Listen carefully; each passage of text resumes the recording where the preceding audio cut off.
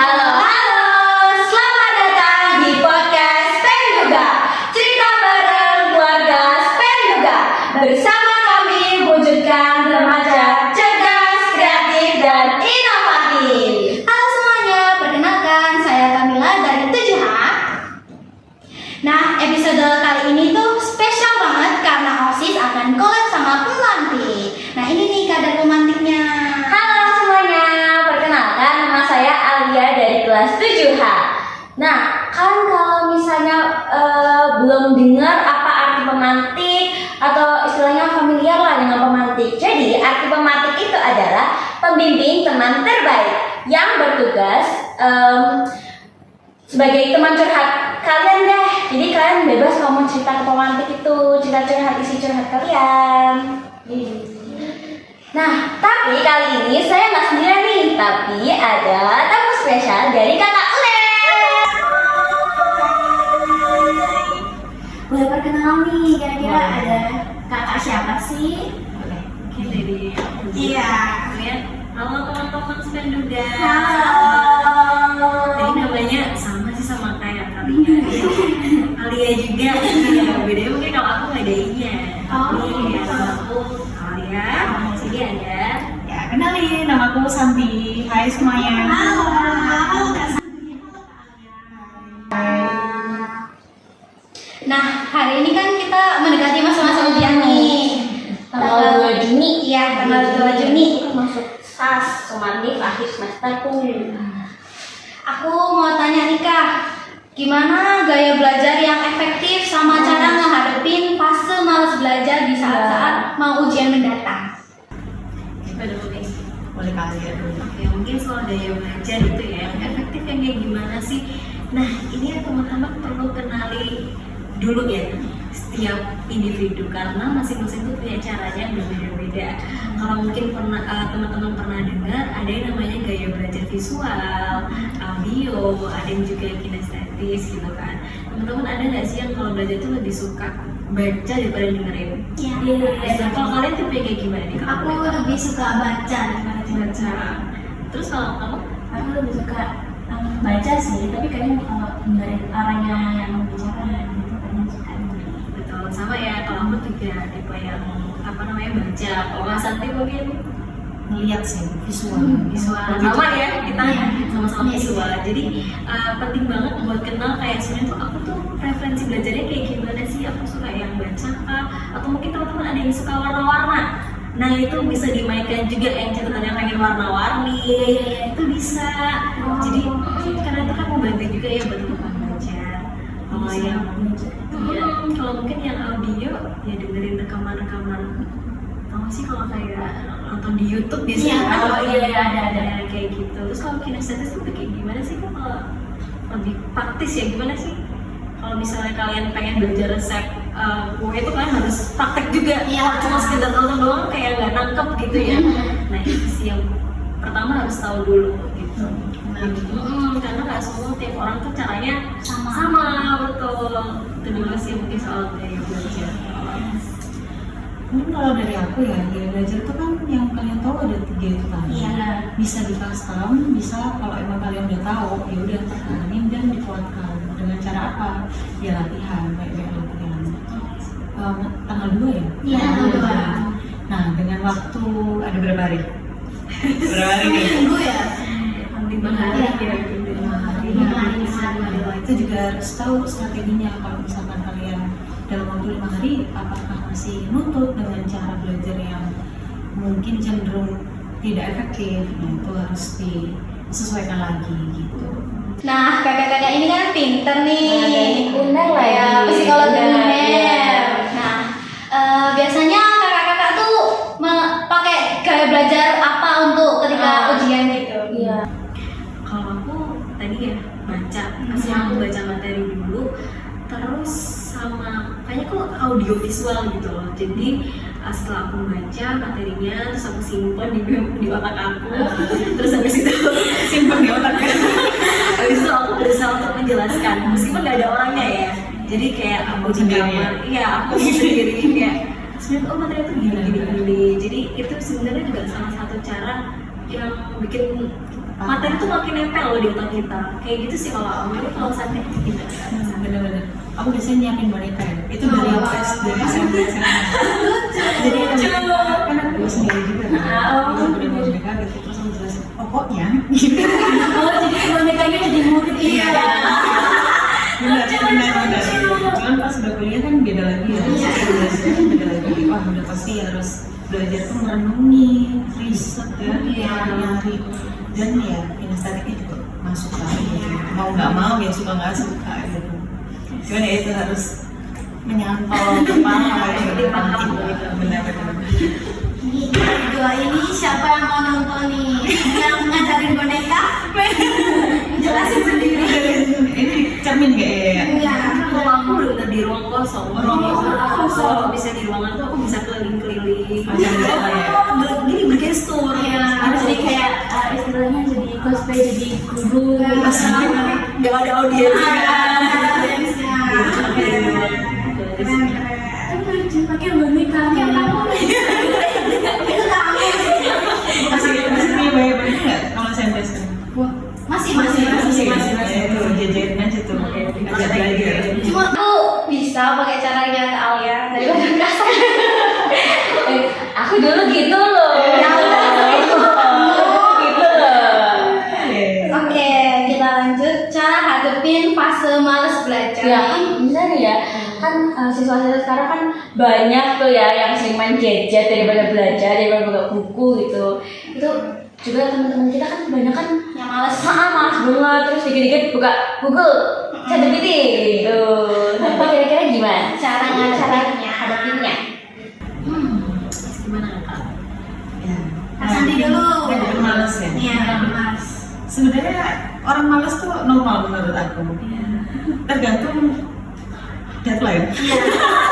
Sampai kita saat ini kan masih seringnya malas gitu sebenarnya. Soalnya kita manusia bukan nabi.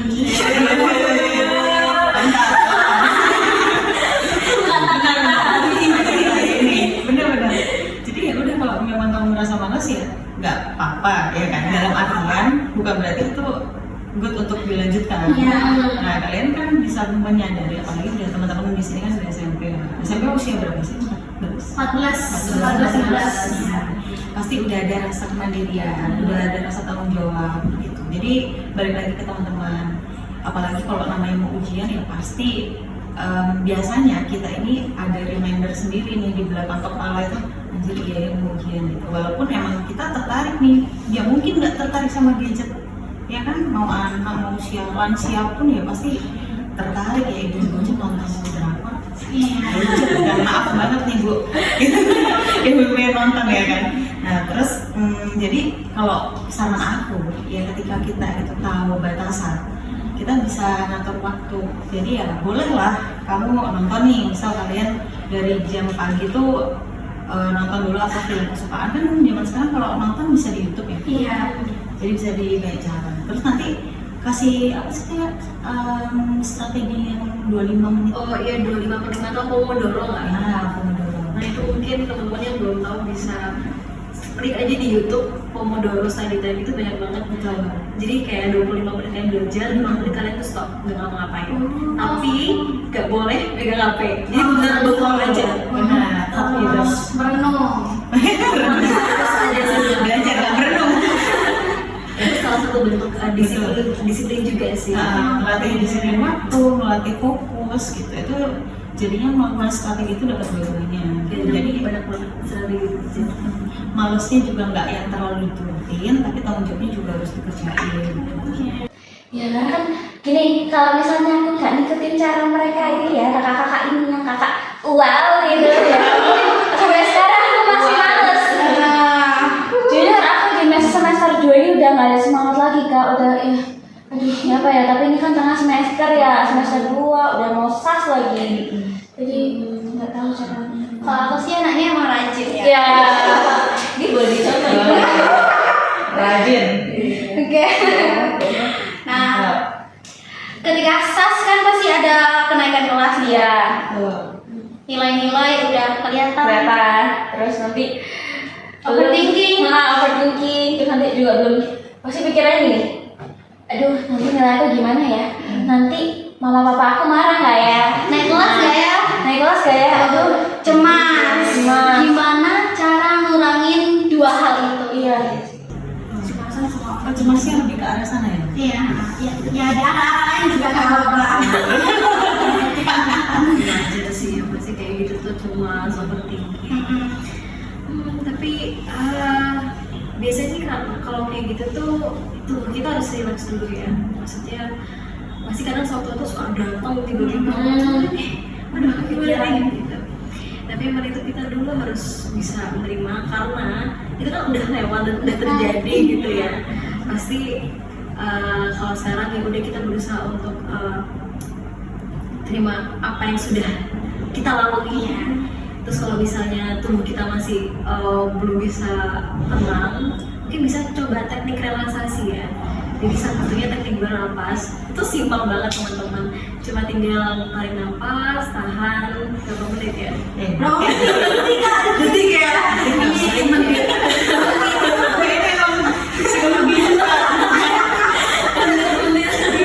Kayak 30 detik terus hembuskan gitu. Fokus ke nafas. Itu yang penting kita tenang dulu.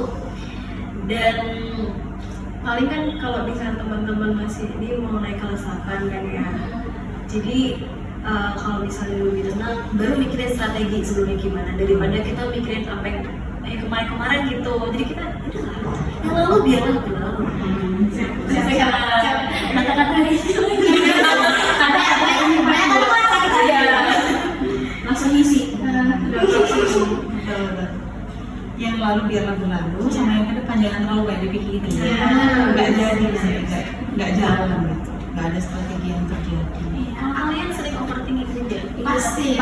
Kenapa? Kan ini ya, pagi, siang, sore nggak overthinking. Tapi nanti masih jam 10 ke atas. Aduh, ini ada PR, ada apa? Itu emang jam-jam rawan. Iya, si malam. Nadanya harus tidur. Aku tuh juga sering gitu tau, pakai cara tarik nafas dulu, hembuskan, tapi malah makin nangis. Karena anak zaman sekarang tuh overthinking kan sampai nangis ya. Kayak gitu. Tapi menarik sih. Karena pasti bakal pembahasan lebih lanjut. Iya. Kak Santi gimana? Nggak apa-apa sih. Kenapa kamu bisa nangis? Kan berarti ada sesuatu hal yang kamu memang meluapkan dia. Abis nangis lega apa enggak? Lega. Nah ini lega juga aku dengarnya. Gak apa-apa, nangis itu nggak Iya. apa-apa. Atau teman-teman mungkin kalau misalnya overthinking kan berisik banget ya di kepala. Jadi teman-teman bisa ngelakuin namanya nulis diary, journaling. Journaling. Iya. Kalau mungkin meskipun mungkin teman-teman ada yang nggak suka, tapi nggak apa-apa, coba aja. Ntar kalian ambil kertasnya, kalian robek-robek, buang atau dibakar. Bisa. Terus kayak Kamu suka cara ya? Dikasih bocor lagi. pribadi. Pribadi ya. Benar-benar. Ya bisa juga strategi. Iya, itu bisa. Iya. Kalau Kak Santi, Apa ya tadi ya? Kamu ya, pakai boneka lagi nggak? Boneka aku apa ini? Banyak lagi. Mengurangi kecemasan. Iya, overthinking kecemasan. Aku nulis. Nulis diary. Nangis juga sama kan? Ya. Iya. Tapi ya udah ya. Namanya kita mau nangis ya nangis aja. Nangis ya nangis aja. Sorry. Iya. Nangis ya nangis. Semua nangis aja. Catat. Jatuh. Ya, kan yang penting lega, jadinya nggak bisa terbuka lagi, mindful gitu. Yang penting kita udah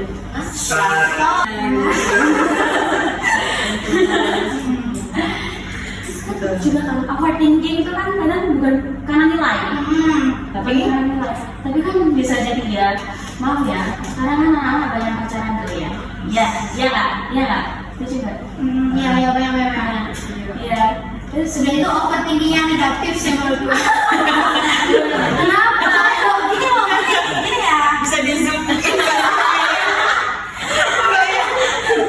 Sebenarnya kita nangis-nangis di situ tuh kayak nangis-nangis kayak sampai malah tersembang, kepala pusing, mimisan. Tapi mimisan ya bisa ada. bisa jadi gitu ya. Tapi gak ada yang berubah, gak ada hasil, gak ada kemajuan, dan tetap itu aja. Catat. Ya, Bener banget. Ini nauknya bener banget. independent woman. Jadi cinta-cintaan itu nggak penting. Sebenarnya kalau mau bilang gak penting tuh juga gak enak ya. Cuma kalau misal kalian percintaan overthinking terus kayak self harm ngapa-ngapain gitu tuh itu yang gak penting. Ya pokoknya no cinta-cintaan. Di sini kita harus jadi independen dan jalan prestasi ya. Harus pintar. Cita-cita jangan cinta-cinta. Tepat dong. Oke, gimana nih pembahasan kita kali ini seru banget kan?